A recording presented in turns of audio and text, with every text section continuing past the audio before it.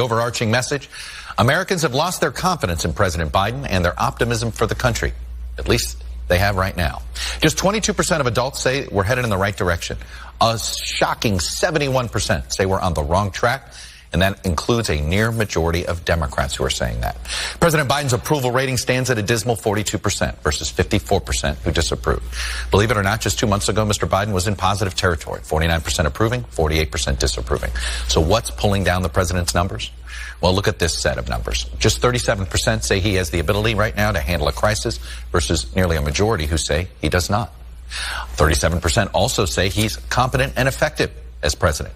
50% disagree with that description. What's more, Republicans, believe it or not, have double-digit leads in dealing with border security, inflation, crime, national security, the economy, and shockingly, on getting things done. Democrats hold generally smaller double-digit leads on dealing with climate change, the coronavirus, education, and abortion. And that's really it right now. It's not clear yet whether any deal struck by Democrats on the social spending and infrastructure bills will nudge Mr. Biden's numbers back into positive territory, or whether the damage to his reputation is more of a scar than a bruise. But this much is clear. About the only good news for Mr. Biden and the Democrats in this poll is that the midterm elections aren't for another year.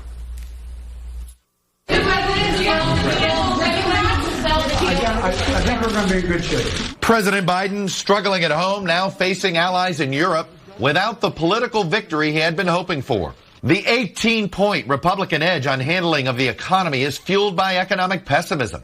79% call the economy fair or poor. Just 41% of Democrats believe the country is headed in the right direction, down 23 points since April.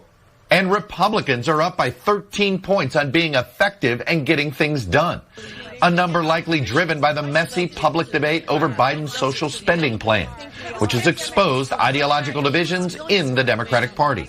On Thursday, after months of tough and thoughtful negotiations, I know we have a historic economic framework. But despite President Biden's last-minute trip to Capitol Hill, his departure delayed to nail down a deal, he left for Europe without one. Too many no votes for the bill to pass today. Need a little bit more than an IOU. Clearly, to my mind, it has some major gaps in it. The revised $1.75 trillion social spending plan includes funding to tackle the climate crisis, for universal pre-K, elder care, and a one-year extension of the expanded child tax credit. No one got everything they wanted, including me.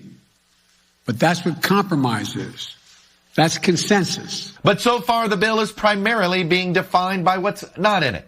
Tuition-free community college, a broad expansion of Medicare, lower prescription drug prices, and paid family and medical leave, which Biden pleaded for just over a